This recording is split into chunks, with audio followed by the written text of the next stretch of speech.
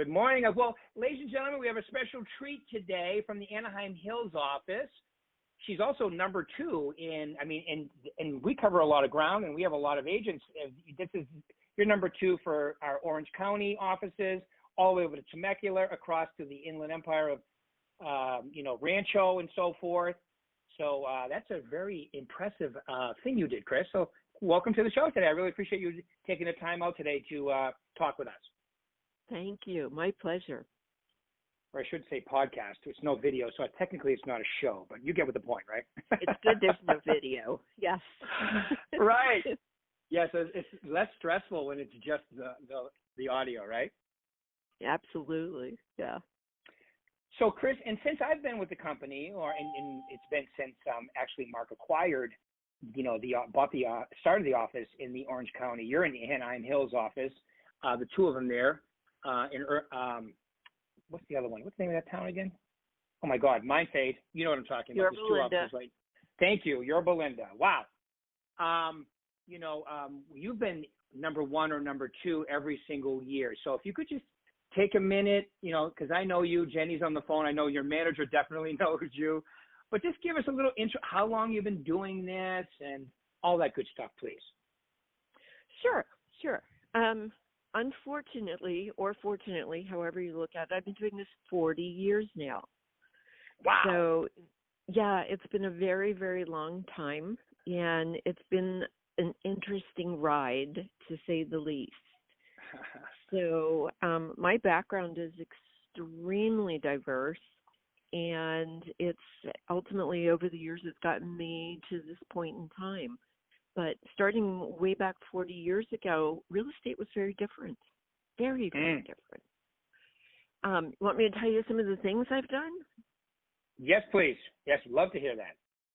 Okay, so when I started in this business, I actually started out as a licensed assistant, and I worked on what was called a consortium of builders who were building affordable home housing.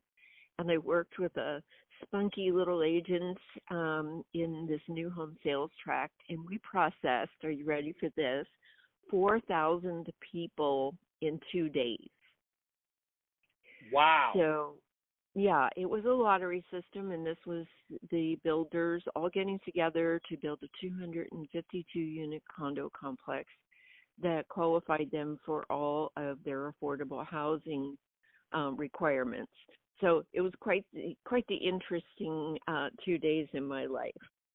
Fortunately, things got a little bit calmer as I moved on to do some other things in new home sales, because that's where I started. One of the first jobs I had was actually doing what we called equity shares.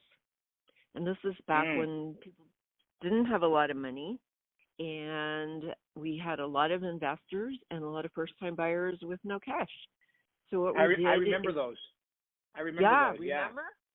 And they worked really, really well. There was a contract between the buyer and the investor.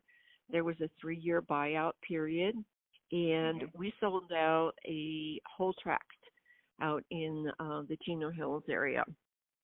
And it worked out beautifully. So we got, I think that one was small. It was only about 52 units, but we sold them all out, paired them with the investors. Everybody was happy. It was quite the experience, learning how you could pair up investors and first-time home buyers and make it all work. So it was a win-win for everybody. Wow. Then because I was in sales, I then moved into a regular new home sales tract, but I was closing out tracts, and the reason was the interest rate. It was 18.5% to buy a house. So guys, don't complain about the interest rate, okay? This is crazy right now. This is like free money, and believe it or not, when it was 18.5%, we were still selling houses.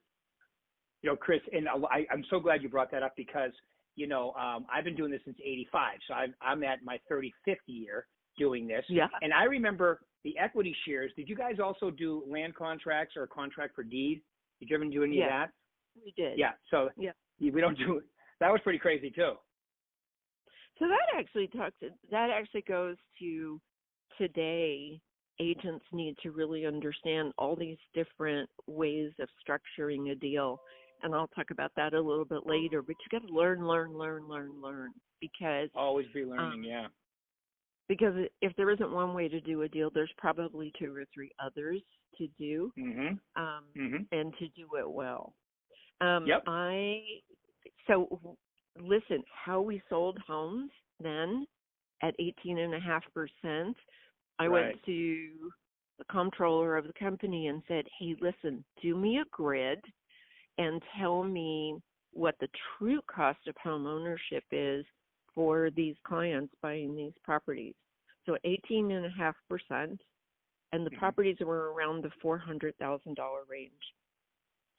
But our tax base was up around 50%.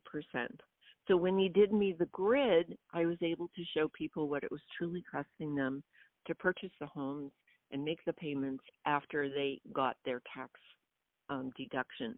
And we sold them all out. So there's always a way. Always a way. I agree. Yeah, I remember. Do you remember the like when I started? It was if you could get a 1-year ARM, which you never hear brought up today, adjustable rate mortgage. For those who don't know what that is, at 9.99 when I first started, you were like, "Oh my God, I have just won the lottery." You scored. Because when I started, they were around 12 to 14%.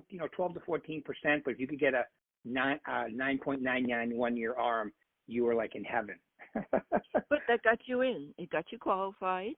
It got you into the property, and it gave you your foot in the door and a start. And that's all some people need is a start.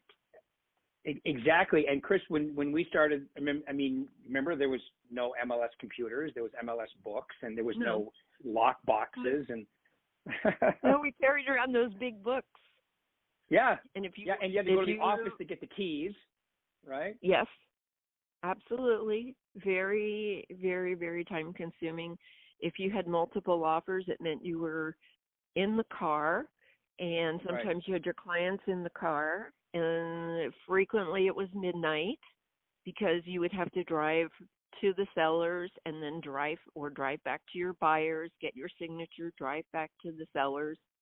When fax machines came in, we thought we'd died and gone to heaven. Can you imagine? Exactly. Yeah. Don't even use them anymore. I know. You know, remember when they first came out, you had to take it right from the fax machine to the copy machine because eventually the ink would disappear. Yeah, they were mimeographs. Yeah, I know. And the paper would roll up. And they complain today, they walk up to a house, hit an app on their phone, and the lockbox opens. It's like James T. Kirk stuff today. You know what I mean? No idea. Yeah.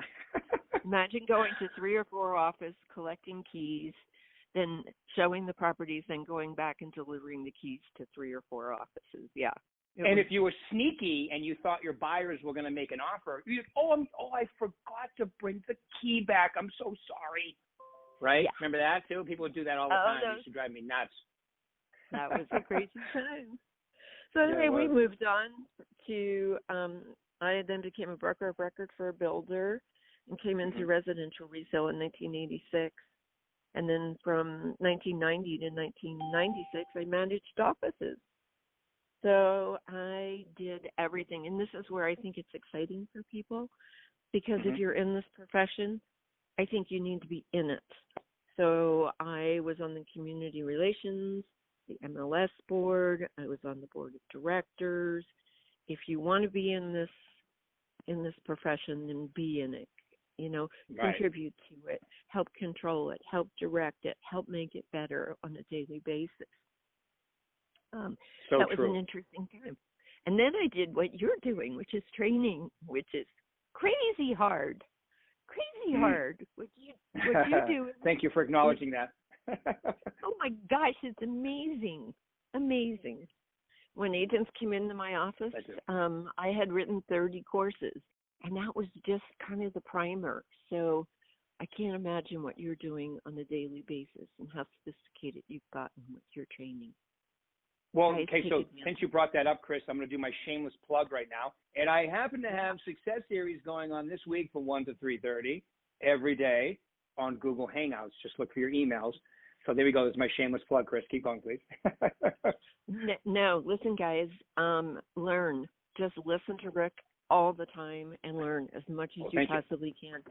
Even when you think it's irrelevant or you don't need that piece of information, ultimately it will be a piece in the puzzle that will help you put a deal together or feel more confident about how you're speaking to a situation. And you can never, ever, ever learn enough. So just avail yourself of all the resources. Listen, lots of companies don't have what we have. So, and that is a sales pitch because I've been around. A lot of companies have nothing. So this is just amazing what you guys offer. Thank you. Thank you. Oh, you're welcome. And then here I am back in the resale business since 1986. That's amazing. Peddling as fast as I can. That's amazing. No, it's absolutely incredible what you do. So just give me an idea.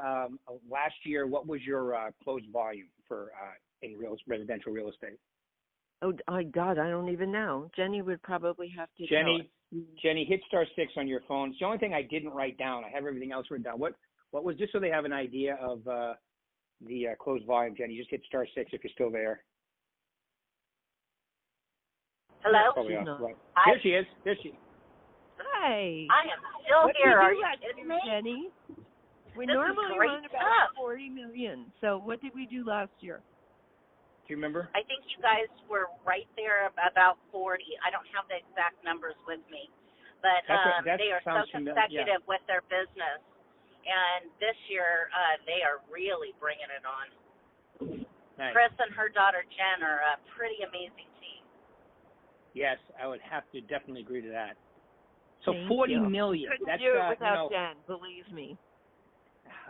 That's so nice. Yeah, it's such, you know what? The one thing I will say about your office, and I would say it about your Belinda as well, is there's not really a major competition factor. Everybody really supports each other and eggs each other on, which is really nice to see. I think that's a function of leadership, and Jenny is awesome with that. She is great. She focuses on each of the individuals and making us and addressing what it is that we need, because all of us are different in this business. And I think when you just try to be the best that you can be, then you don't waste time. You just don't waste time being jealous. You focus your energy on doing things that are creative and productive and make you feel good in the long run. Amen. Yep, we love Jenny too. So, real quick, I got to share a fun fact about Chris and I. When I started my sales portion of my career, I started brand new with my license on the Chris McKeen team. Wow. And you helped us shine. In 2000, I joined Chris and her team, and that is where I learned all my foundational skills, all the best lessons in the world.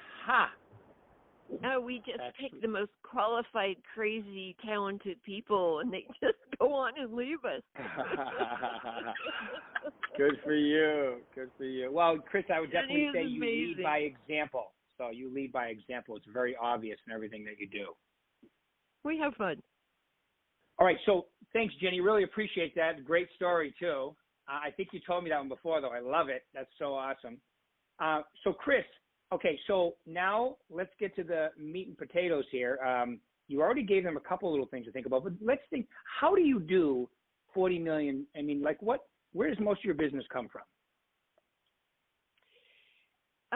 At this point, we do a lot in the form of referrals, but I have to say that those don't just happen.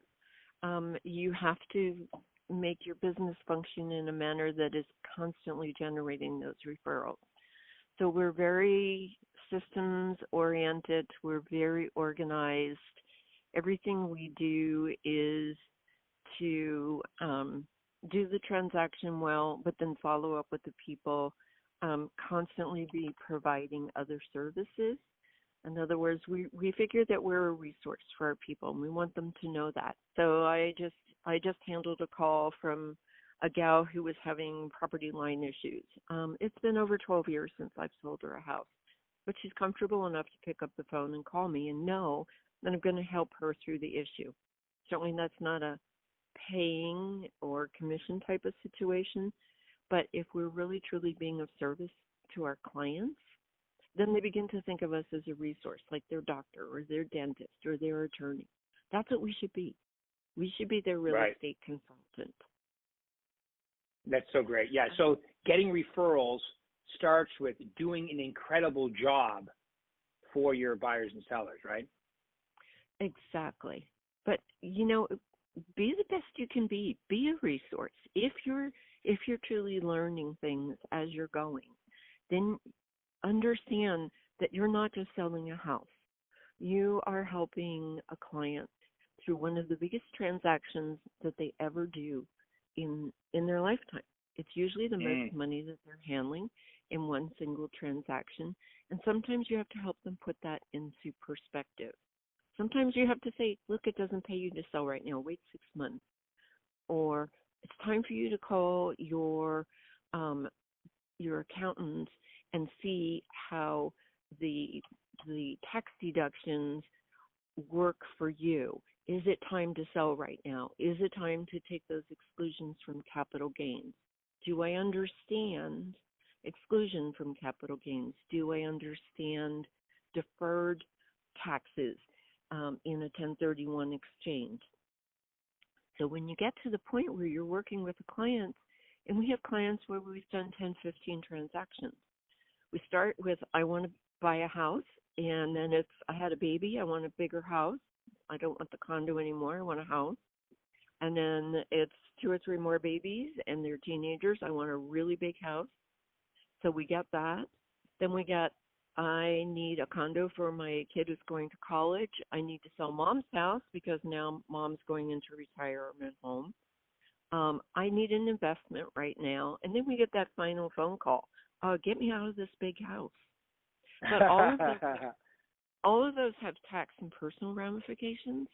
And if you can keep that in perspective, then you truly, truly are there for your client on a long-term basis.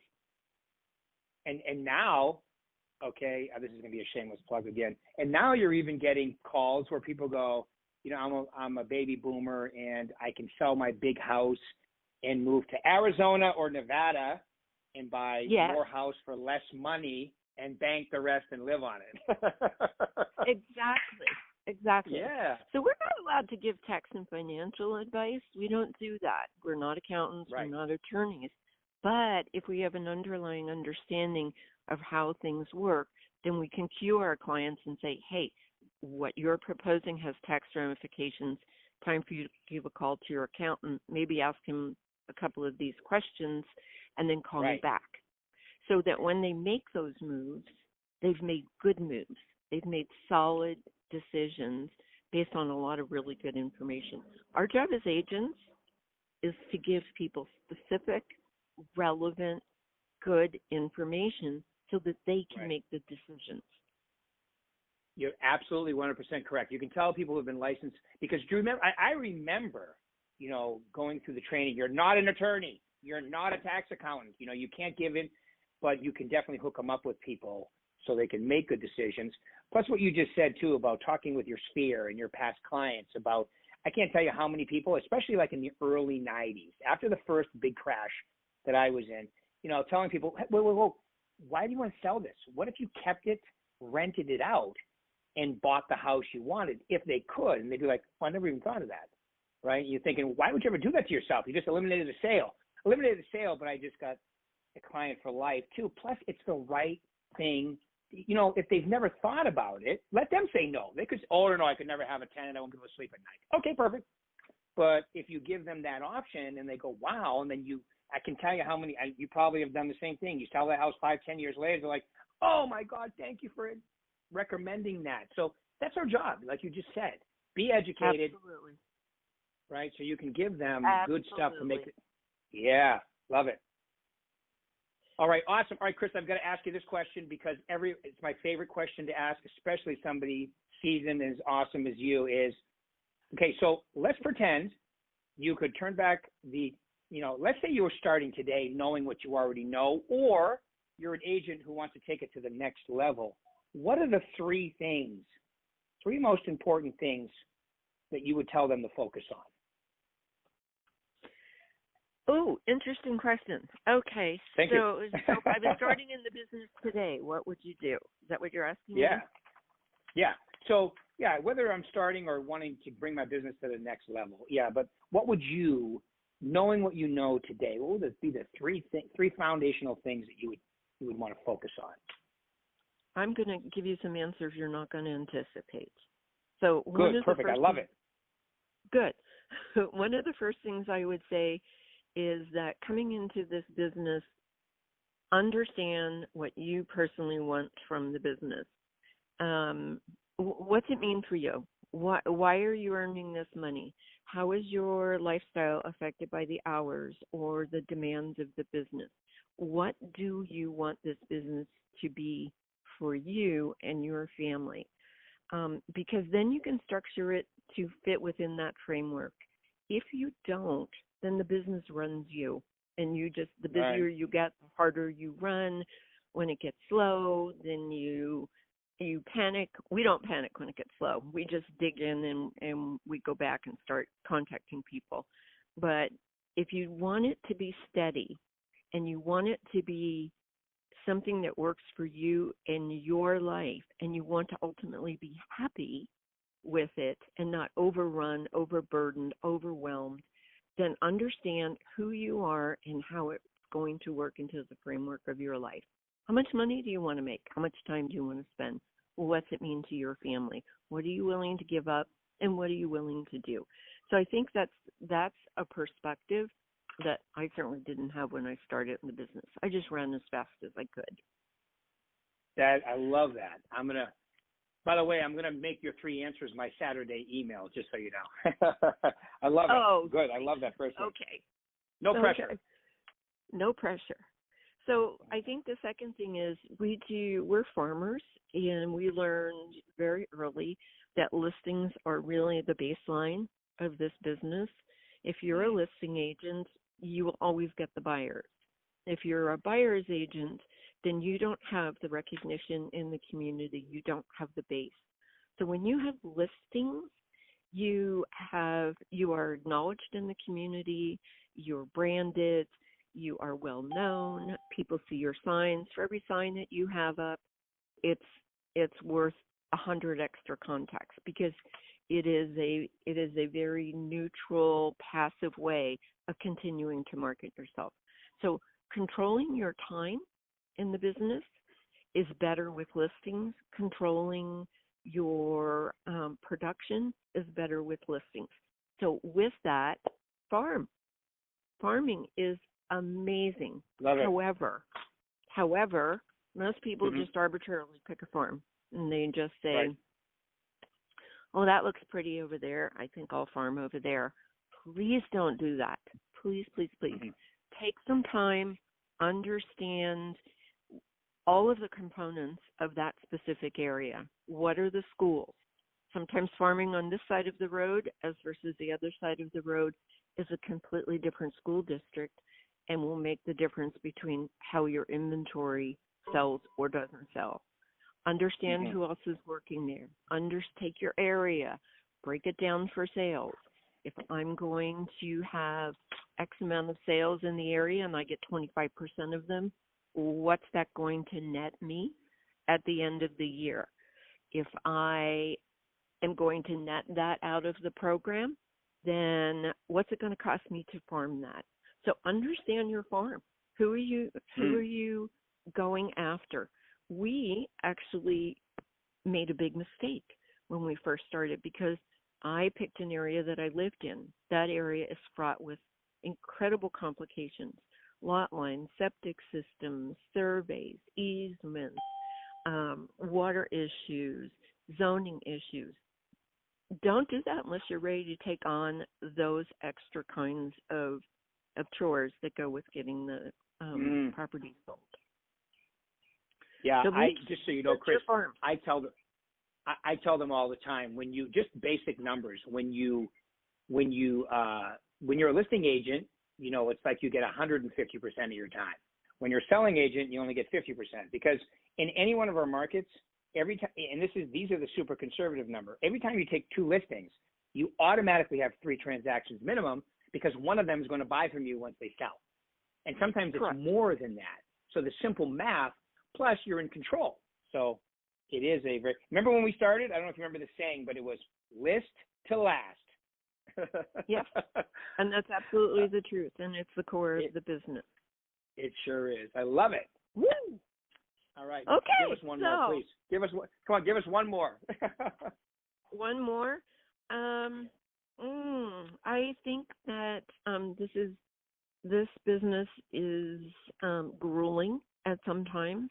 It's overwhelming sometimes. We work very, very, very hard. It's nowhere near as easy as the outside world thinks it is. But there's no glass ceiling in this business. So if you want to do $1 million a year, you can do $1 million a year. If you want to do $2 million, you can do $2 million. The beauty of the business is that you can make it whatever you want to make it, and you can alter that from year to year. Everybody knows I had cancer and was out for a while, and my business keyed back. But as soon as I was better, I was back. And there's no guilt that way. There's no worry that way. You know that you can control it. So as soon as I was back in, we were back up at the top. And that was great. I could control it. Jen and I could determine how much time we wanted to spend and what levels we wanted to take the business to. But I think one of the big things that I always tell my clients, and I will tell you guys as agents, is keep your sense of humor. Have fun with this. Yeah. We're very, very, very lucky that we can control our time, that we can control our destiny with this, that we can maneuver it around weddings and kids and babies and children. We're very lucky. Have fun. Make friends.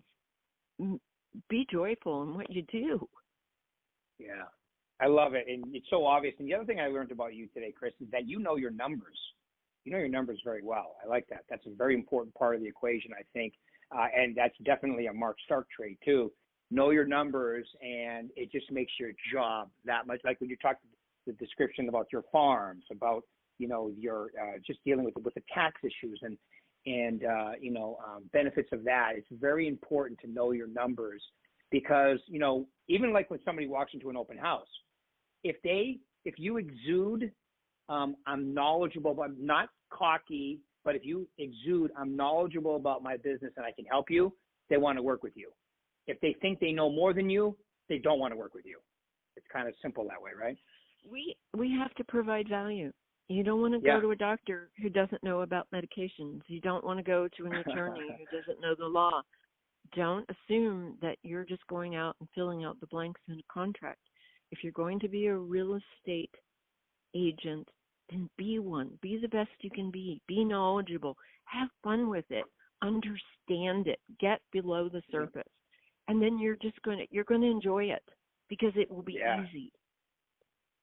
Be a student of all the stuff that you can soak up, and then be excited. Like you said, it is a joy to be in a business where there is no glass ceiling, where you get to decide what the limit is. It's totally up to you. And it's like you said, it's the effort versus time versus money versus effort equation that you're willing to put up with, right? Yeah, and that's flexible for us in this business. Yep. That's the beauty of the business. It can be flexible. Yep. Well, I just want to say we're exactly 30 minutes. Chris McKeen, thank you. Extremely awesome. This was incredibly good, and you are absolutely right. Those answers were totally different than I've heard before, so they were absolutely fabulous. I will be making my Saturday email with your answers, so be looking for that, and I will tag you on social media. All right, so thank you. It's been incredibly awesome. Guys. And thanks, Chris. You guys keep it rocking. We'll pick it up in a week. Thank you again, Chris. We'll talk with you soon. My pleasure. Thanks, Rick. Thank you. Have a great day.